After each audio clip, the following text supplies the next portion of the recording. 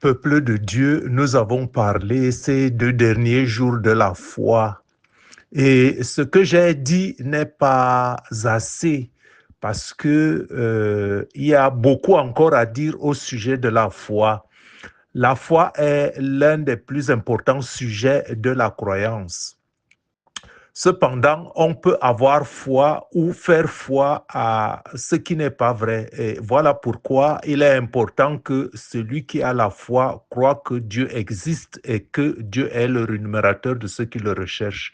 Je dis que il y a beaucoup de croyances, et même qu'il y a des fausses croyances, et même qu'il y a des croyances dans lesquelles on ne croit pas au vrai Dieu. Hein. Et voilà pourquoi celui qui a la foi, la vraie foi, doit croire que Dieu existe et que Dieu est le rémunérateur de ceux qui le recherchent. Hein, parce que certains sont dans des croyances qui recherchent des dieux qui n'ont pas d'oreilles pour entendre, et qui n'ont pas Dieu pour voir et qui n'ont pas de bouche pour parler. Or, le seul vrai Dieu est le Dieu créateur qui a créé toutes choses par la parole. Et cela est visible. Cela est visible. Et voilà pourquoi, même si nous ne voyons pas Dieu, nous devons rechercher un état de foi qui fait que son esprit nous habite. Et c'est cet esprit qui confirmera en nous que nous sommes sur le bon chemin. Et voilà pourquoi je dis donc que la foi est l'un des plus importants sujets de la croyance. Et par conséquent, celui qui croit en Dieu doit croire que Dieu existe et que Dieu est le rémunérateur de ceux qui le recherchent. Et cela doit être visible et palpable dans notre vie. Sinon, quelque part, on a là un problème. Donc, à partir du moment qu'on croit que Dieu existe, alors on doit le rechercher. Si on croit que Dieu existe, on doit le rechercher. Parce qu'on ne peut pas rechercher ou avoir foi à ce qui n'existe pas. Avoir foi à ce qui n'est pas vrai ou à ce qui n'existe pas est avoir une foi vaine. Et voilà pourquoi c'est Dieu lui-même qui définit comment on le cherche et comment il se laisse trouver. Jérémie 29, versets 12 à 14. Vous m'invoquerez et vous partirez, vous me prierez et je vous exaucerai. Il est donc important que quand nous invoquons Dieu, quand nous recherchons Dieu, quand nous prions Dieu, il faut qu'il nous exauce. Hein? S'il n'y a pas d'exaucement, quelque part aussi là, il y a quand même un problème. Verset 13. Vous me chercherez et vous me trouverez si vous me cherchez de tout votre cœur. Voilà le verset clé. Vous me chercherez et vous me trouverez si vous me cherchez de tout votre cœur. Vous me chercherez et vous me trouverez si vous me cherchez de tout votre cœur. Je me laisse trouver par vous, dit l'Éternel. Donc, si nous recherchons Dieu de tout notre cœur, il se laisse trouver. Si nous cherchons Dieu de tout notre cœur, il se laisse trouver. Je disais que Dieu se laisse trouver par ceux qui le recherchent de tout leur cœur. Et c'est par notre cœur donc que nous recherchons Dieu. C'est le verset biblique qui le dit. C'est par notre cœur que nous recherchons Dieu. Or, si le cœur est aussi considéré comme le siège de nos sentiments, alors c'est peut-être une des raisons pour laquelle il faut donner notre cœur entièrement à Dieu avec amour et dans l'amour, puisque les Écritures nous le disent, tu aimeras le Seigneur ton Dieu de tout ton cœur, de toute ton âme, de toutes tes forces et de toute ta pensée. Hein, et afin que notre foi ne soit donc pas une foi vaine, hein, il faut que nous recherchions Dieu de notre cœur, de tout notre cœur, hein, avec amour et dans l'amour, si tel, nous lions les deux passages qui disent que Dieu est amour. Et nous devons donc rechercher Dieu dans l'amour.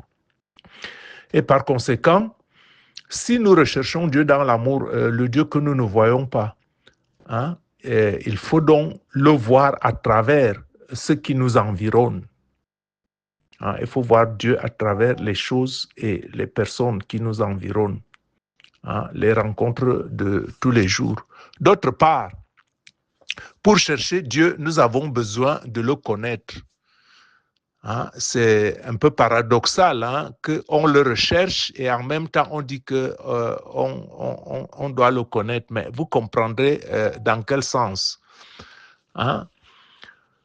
On doit chercher Dieu et en même temps on doit le connaître. Pourquoi? Parce qu'on ne peut pas chercher ce qu'on ne connaît pas. On ne peut pas chercher ce qu'on ne connaît pas. Vous ne pouvez pas chercher ce que vous ne connaissez pas, sinon vous n'allez pas le reconnaître au moment où vous allez le rencontrer. Hein? Donc, à force de cela, on doit rechercher à reconnaître Dieu. Hein? En cherchant Dieu, on doit chercher à le reconnaître. Hein? Parce qu'à force de chercher ce qu'on ne connaît pas, on risque de ne pas le trouver. C'est une tautologie, c'est un peu philosophique, mais les choses sont parfois ainsi. Hein, donc, il nous faut une certaine connaissance, hein, parce que, comme je disais, donc pour chercher Dieu, nous avons besoin de le connaître, et parce que vous ne pouvez pas chercher ce que vous ne connaissez pas, de peur que, hein, en le trouvant, que vous ne le reconnaissiez pas, et vous allez donc le reconnaître par ses traits de caractère. Hein, quand vous cherchez Dieu, vous reconnaissez Dieu par ses traits de caractère. Et voilà pourquoi nous avons besoin de connaître Dieu. Et nous le connaissons donc en étudiant les Écritures. Parce que vous ne pouvez pas chercher ce que vous ne connaissez pas. Et vous ne pouvez que le connaître donc à travers ces Écritures. Et voilà pourquoi il faut étudier la parole pour mieux connaître Dieu. Je répète qu'il faut étudier la parole de Dieu pour mieux connaître Dieu et mieux le rechercher. Pourquoi? Parce qu'il y a dans sa parole un pouvoir transformateur. Il y a un pouvoir transformateur dans la connaissance de la parole de Dieu. Comme cela est écrit en Jean au chapitre 15, verset 3. Déjà, vous êtes purs à cause de la parole que je vous ai annoncée. Donc, la parole nous purifie.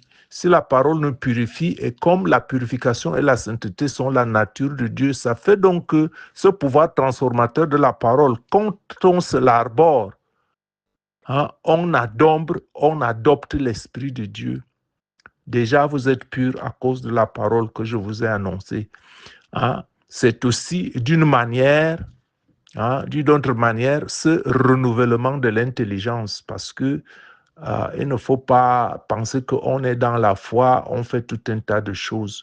Non, il faut renouveler son intelligence dans la connaissance de la parole de Dieu.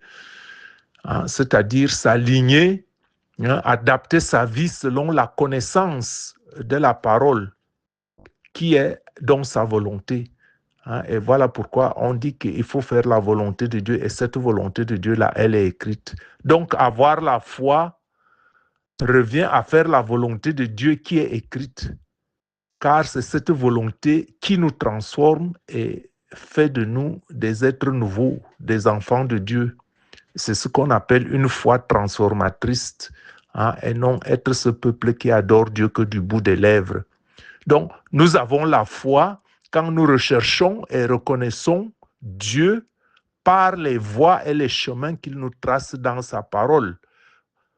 Et voilà pourquoi avoir la foi en Dieu a besoin que nous ayons la connaissance de la parole de Dieu.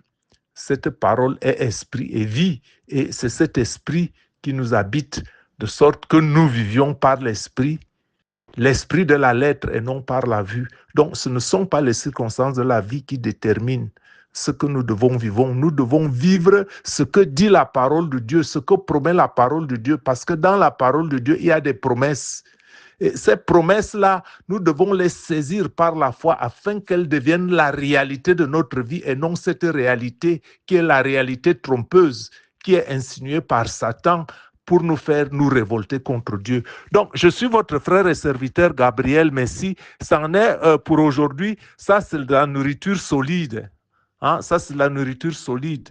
Hein? J'espère qu'elle vous apporte bénédiction et réconfort dans toutes vos épreuves, afin que l'Esprit de Dieu, l'Esprit de la promesse habite en vous, que la parole de Dieu habite en vous et qu'elle transforme votre réalité en une autre réalité qui est le royaume des cieux. Et en ce moment-là, vous vivrez le royaume de Dieu sur la terre, même au niveau au milieu des turbulences, vous aurez la paix parce que le Seigneur nous donne la paix qui n'est pas la paix comme le donne le monde. Soyez bénis au nom du puissant de Jésus-Christ et qu'au nom de Jésus, toutes les circonstances, toutes les ténèbres soient chassées au nom de Jésus par la puissance du Saint-Esprit, par la puissance de la parole de Dieu, par la puissance du sang qui a été versé à la croix.